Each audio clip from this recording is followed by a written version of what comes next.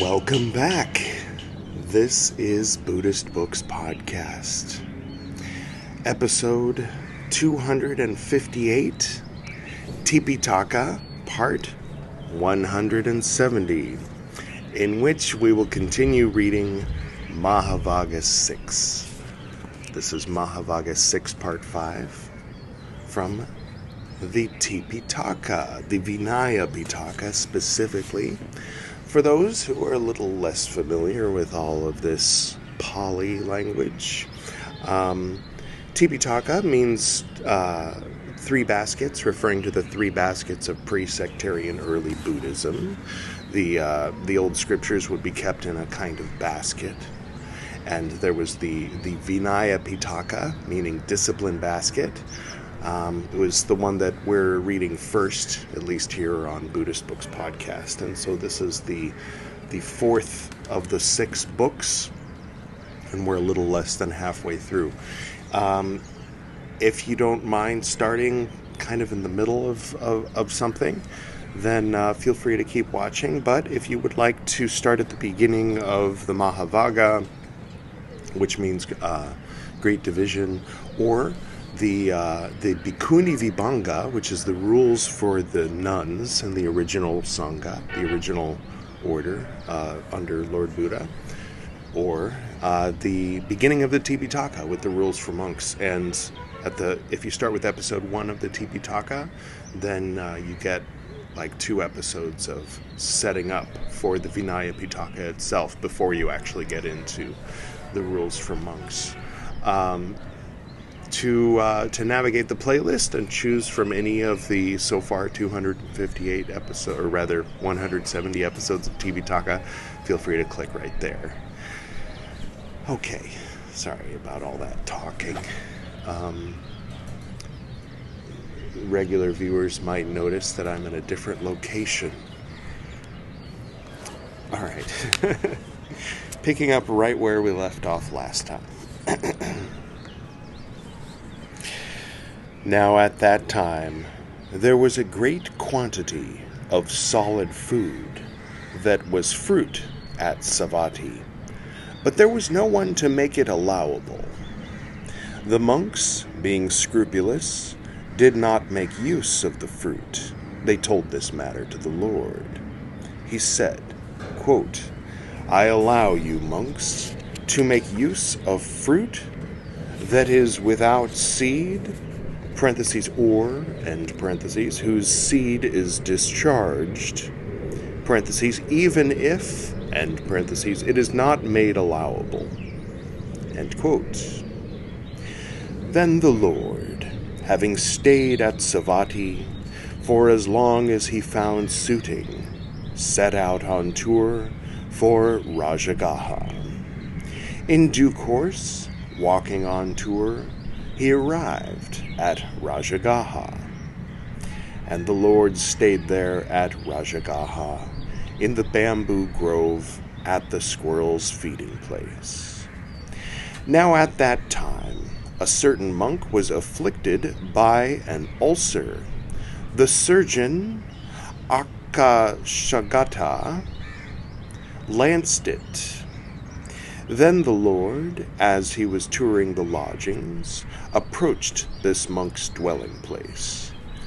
The surgeon, Akashagata, saw the Lord coming in the distance. Seeing him, he spoke thus to the Lord, quote, "Let the revered Gautama come. Let him see this monk's orifice. It is like a lizard's mouth." End quote. I hope nobody was eating while listening to this.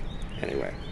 Then the Lord, thinking, quote, "This foolish man is making fun of me," end quote, becoming silent, having turned back, having had the order of monks convened, on this occasion, in this connection, questions the monks, saying, quote, "Is there, as is said, monks, an ill monk in such and such a dwelling place?"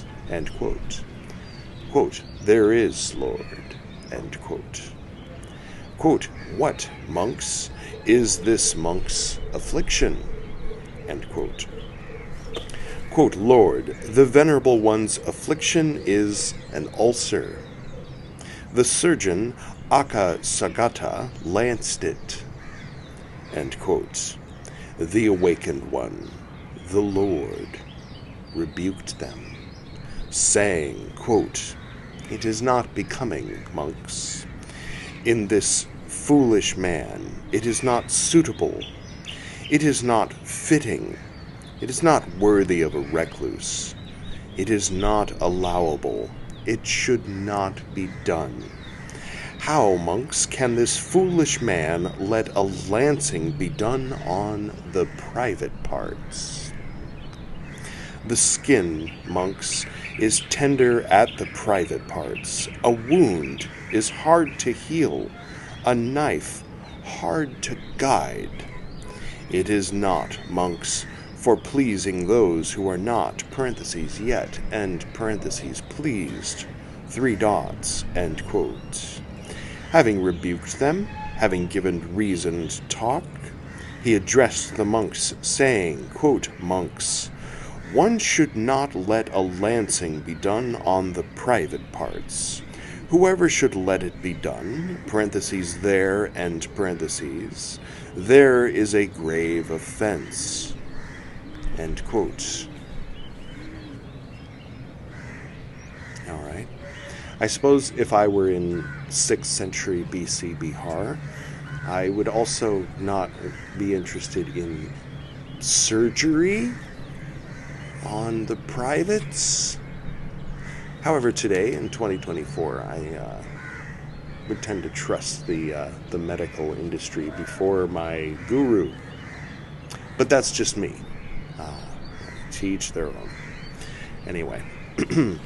Now at that time, the group of 6 monks, we all know the group of 6 monks, thinking, quote, lancing is objected to by the Lord, end quote, let a clyster be used. Those who were modest monks looked down upon, criticized, spread it about, saying, quote, how can this group of 6 monks let a clyster be used, end quote. Then these monks told this matter to the Lord. He said, quote, is it true, as is said, monks, that the group of 6 monks let a clyster be used? End quote. I'll finish this section and then I'll quote, it is true, Lord, end quote. Having rebuked them, having given reasoned talk, he addressed the monks, saying, quote, monks, one should not have lancing done within a distance of 2 finger breadths of the private parts, nor a clyster treatment. Whoever should have, parentheses, either of these things, end parentheses, done, there is a grave offense, end quote. Editor Edward. Yes? Hey, Editor Edward, you're in a different place. I am, though you're one to talk. You're not normally in that place. Well, that's true, I am. Could you read off of some Google definition or something? What is a clyster? Clyster. An archaic term for an enema. All right. Maybe I should have known that, but I didn't. So I thought maybe there were others out there who also didn't know. So thank you for enlightening us. I will keep reading, in spite of the crow. Can you hear me over the crow's talking? Continuing. Then the Lord, having stayed at Rajagaha for as long as he found suiting, set out on tour for Benares. In due course, walking on tour, he arrived at Benares. The Lord stayed there near Benares at Isipatana in the deer park. Now at that time, in Benares, the lay follower, Suppiya, and the woman lay follower, Suppiya, were both pleased. They were benefactors, servitors, supporters of the order. Then the woman lay follower, Suppiya, having gone to the monastery, having approached dwelling place after dwelling place, cell after cell, asked the monks, quote, "Who, honored sirs, is ill? What may be conveyed for whom?" End quote. Now at that time a certain monk had drunk a purgative. Then that monk spoke to the woman lay follower, Suppiya, thus, quote, "I have drunk a purgative, sister. I need meat broth." End quote. She said, quote, "Very well, master. It shall be conveyed, parentheses, to you, end parentheses." End quote.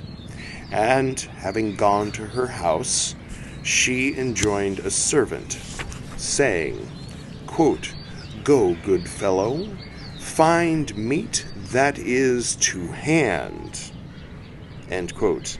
Oh, okay. The footnote says, i.e. already killed, and not killed on purpose for this monk.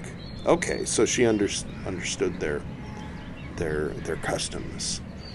For those who haven't heard all 258 episodes, for instance, of Buddhist Books podcast, the monks are allowed to eat meat if it was already dead, which means if they find a deer carcass or something, some other kind of animal that has been killed, for example, by a lion, and the lion has eaten and left, and the food hasn't gone bad, the meat hasn't spoiled, then they are supposed to, Lord Buddha has instructed them to take the meat, cook it, and distribute it among the monks.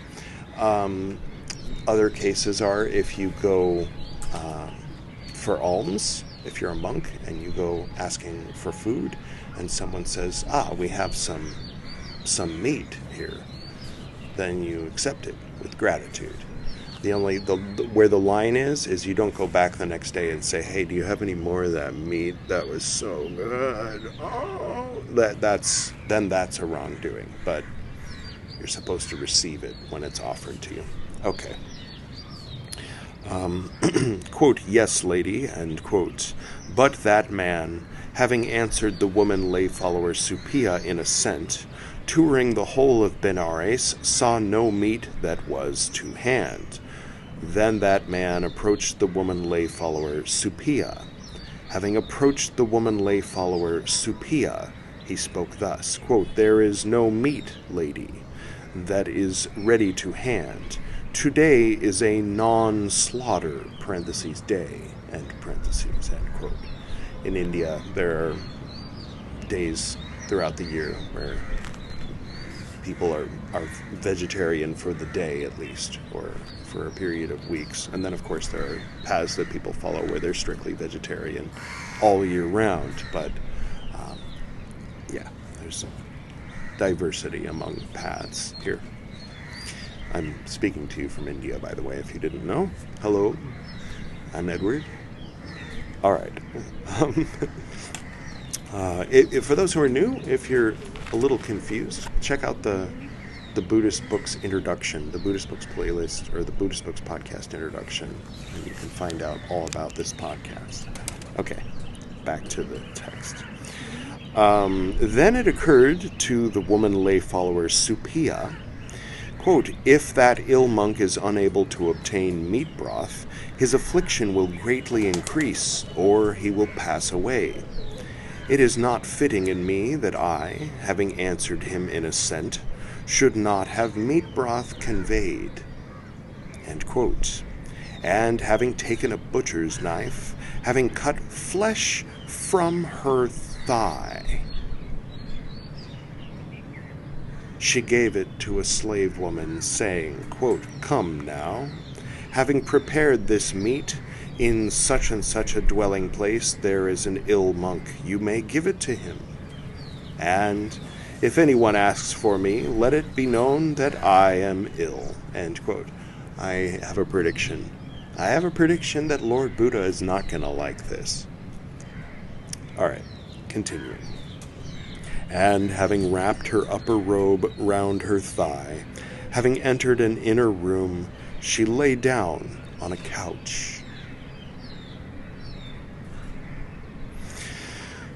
Then the lay follower Suppiya, having gone to the house, asked the slave woman, saying, quote, "Where is Suppiya?" End quote. Quote, "She, master, is lying down in an inner room." End quote. Then the lay follower Suppiya, not to be confused with the woman lay follower Suppiya with a line over the A. Suppiya and Suppiya, I suppose. All right. Having approached the woman lay follower Suppiya, and having approached, he spoke thus to the woman lay follower Suppiya. Quote, "Why are you lying down?" End quote. Quote, "I am ill." End quote, she said. Quote, "What is your affliction?" End quote. Then the woman lay follower Suppiya told this matter to the lay follower Suppiya. Then the lay follower Suppiya, thinking, quote, "Indeed, it is marvelous. Indeed, it is wonderful that this Suppiya is so faithful and believing that she gives up even her own flesh. What other thing could there be that she would not give?" End quote. And joyful, elated, he approached the Lord. Having greeted the Lord, he sat down at a respectful distance. As he was sitting down at a respectful distance, the lay follower Suppiya spoke thus to the Lord. Quote, "Lord, may the Lord consent to a meal with me on the morrow, together with the order of monks." End quote. The Lord consented by becoming silent. Then the lay follower Suppiya, having understood the Lord's consent, rising from his seat, having greeted the Lord, departed, keeping his right side towards him. Then the lay follower Suppiya, towards the end of that night, having had scrumptious solid foods, soft foods prepared, had the time announced to the Lord, saying, quote, "It is time, Lord. The meal is ready." End quote. Then the Lord, dressing in the morning, taking his bowl and robe, approached the dwelling of the lay follower Suppiya. Having approached, he sat down together with the order of monks on the appointed seat. Then the lay follower Suppiya approached the Lord. Having approached, having greeted the Lord, he stood at a respectful distance.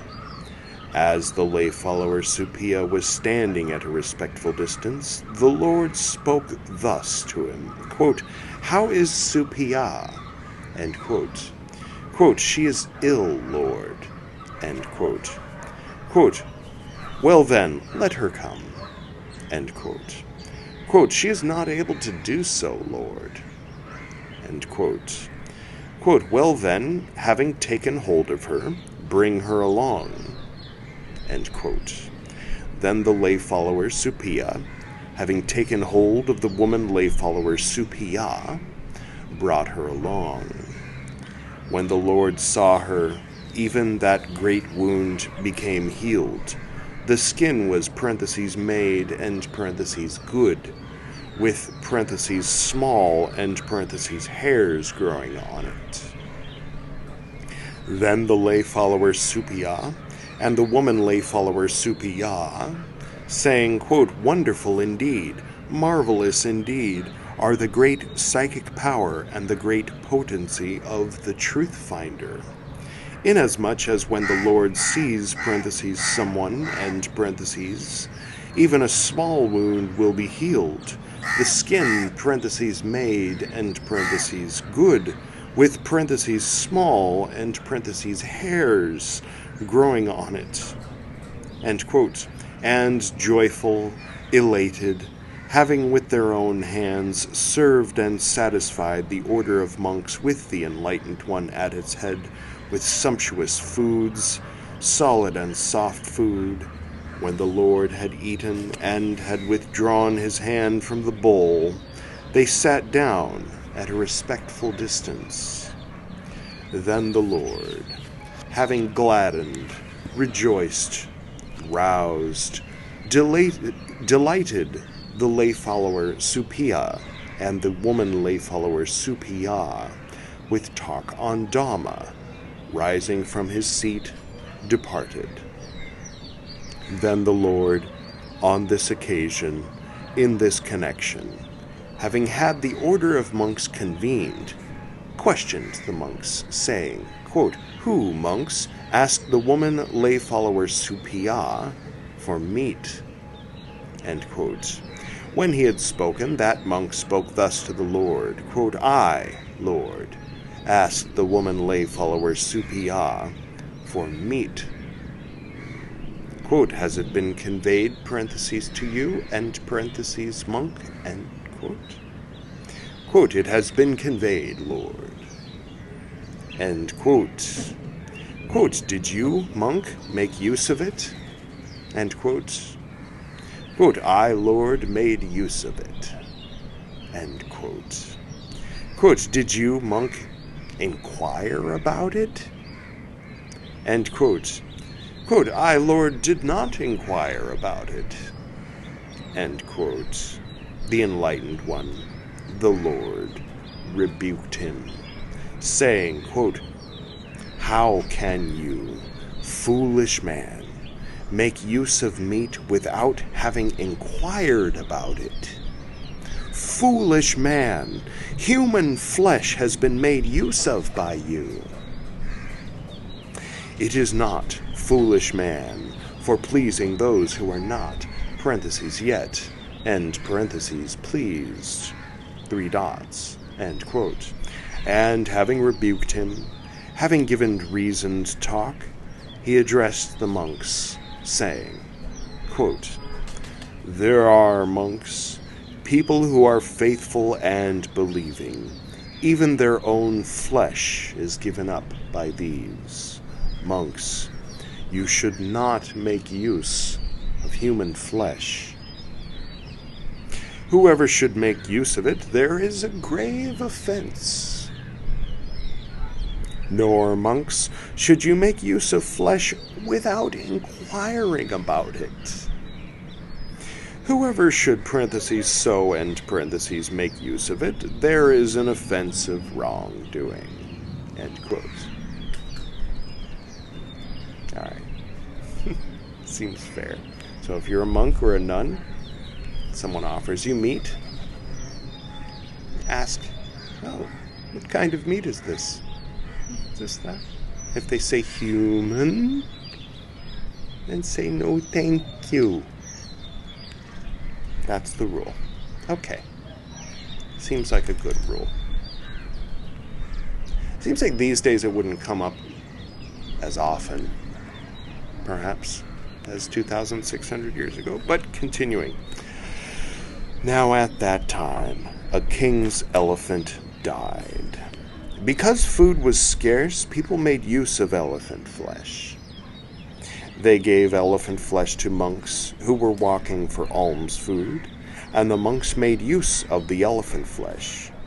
The people looked down upon, criticized, spread it about, saying, quote, "How can these recluses, sons of the Sakyans, make use of elephant flesh? Elephants are a king's emblem. If the king should find out, nor for these would be his favor, not for these would be his favor." Okay.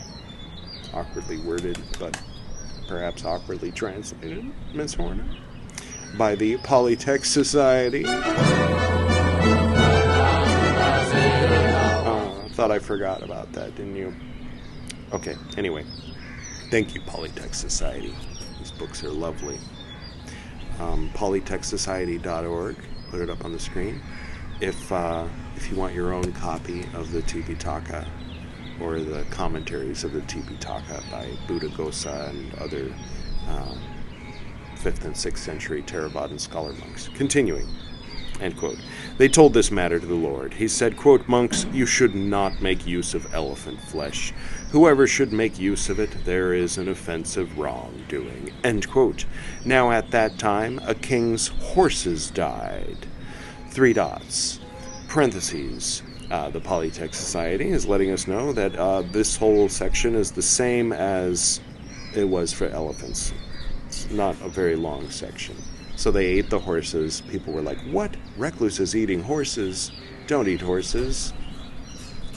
Lord Buddha said, don't eat horses. Okay, continuing.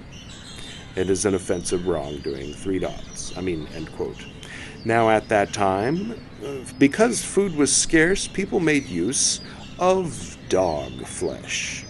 They gave dog flesh to monks who were walking for alms food, and monks made use of dog flesh. The people looked down upon, criticized, spread it about, saying, quote, how can these recluses, sons of the Sakyans, make use of dog flesh? A dog is loathsome, disgusting, end quote. They told this matter to the Lord.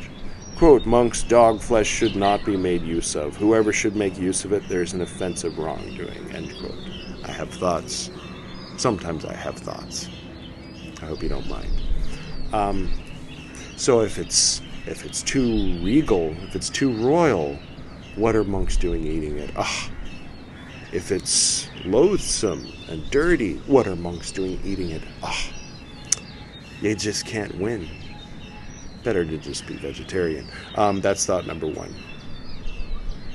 Not a serious thought, but thought number 2 was, here's an example of, it seems to be, by the way, that it's being told, that this is a case where, because it's giving them a bad reputation, because people are looking down on it in the neighborhood, that's why the rule is being made. Not because it's good for you, for your path, not because it will help you toward enlightenment. The idea is that it will help the order grow if people in the neighborhood, in society, smile upon the order, as it were. If they have a good reputation, more people will join, more people will become enlightened. And for the one monk, it doesn't matter for that monk. This is my interpretation. My opinion, you might say, my editorial commentary, that it would have been okay for them to eat it, were it not for that greater context, that if they eat it and it gives the order a bad reputation, people won't join, fewer people become enlightened, and so out of compassion for humanity, Lord Buddha wants the order to have a good reputation. Okay, continuing. Now at that time, because food was scarce, people made use of snake flesh. They gave snake flesh to monks who were walking for alms food. And the monks made use of snake flesh. The people, 3 dots, spread it about, saying, quote, how can these recluses, sons of the Sakyans, make use of snake flesh? A snake is loathsome, disgusting, end quote. Then Supasa, the serpent king, approached the Lord. Having greeted the Lord, he stood at a respectful distance. As he was standing at a respectful distance, Supasa, the serpent king, spoke thus to the Lord. Quote, there are, Lord, serpents who are without faith, unbelieving, and these might do harm to monks, even for a trifle. It were good, Lord, if the masters did not make use of snake flesh. End quote. Then the Lord, just as a side note, that's, I assume in most places, I've heard about it in South India, and I've heard about it in Bhutan. Nara, that's the name of the snake gods, if I'm remembering correctly. It's actually Naga, not Nara. Connected with the animal snakes, of course, are respected in general in traditional Indian households. So if somebody, for example, urinates near where snakes are living, then they'll call the pundit, the priest, to, guide them through the process of apologizing to the Naga, and we'll say prayers so that a curse from the snake gods doesn't, or from you know what I'm saying, won't afflict the little kid who accidentally peed on the. That was a specific story that I heard. Anyway, okay, continuing.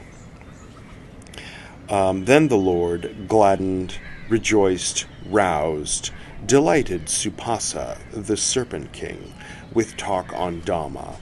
And Supasa, the Serpent King, gladdened, delighted by the Lord, with talk on Dhamma, having greeted the Lord, departed, keeping his right side towards him.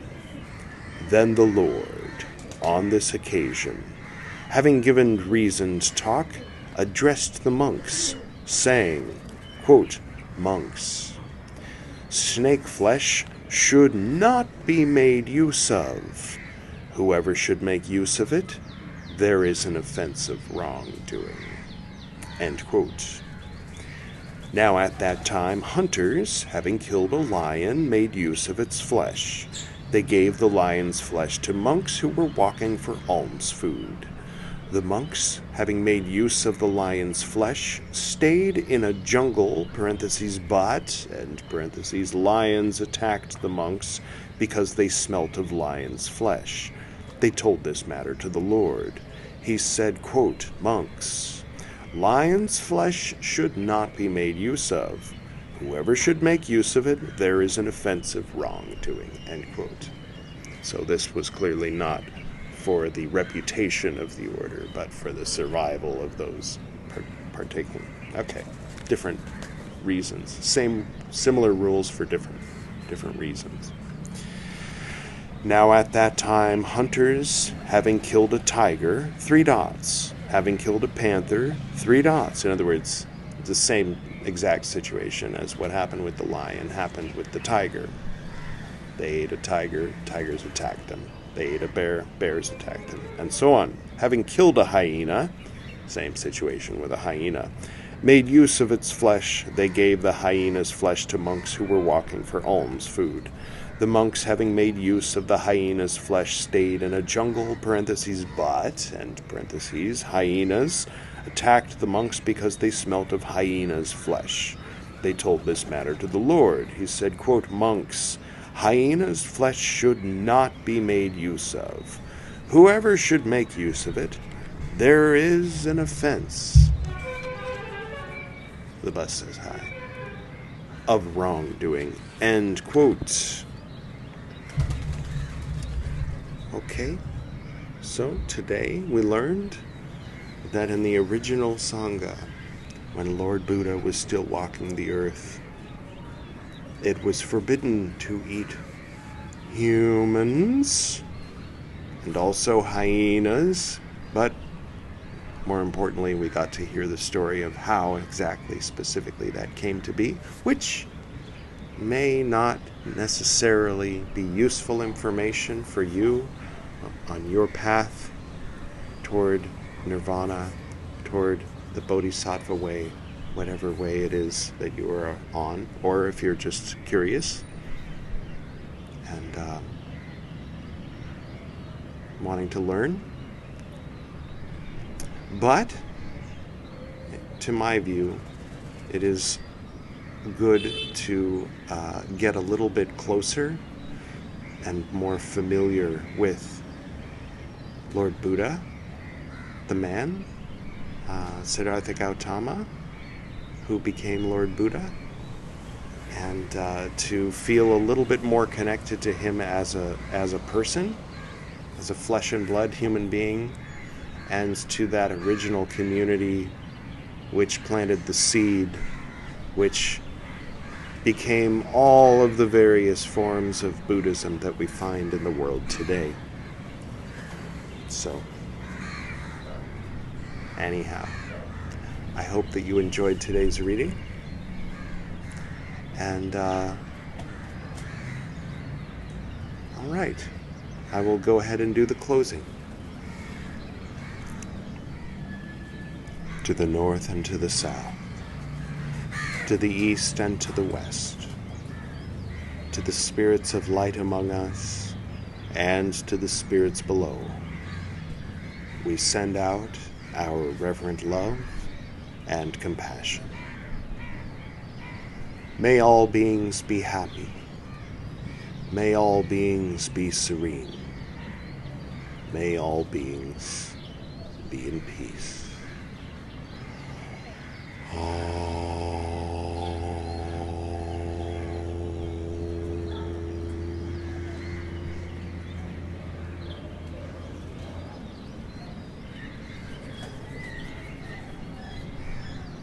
Until next time.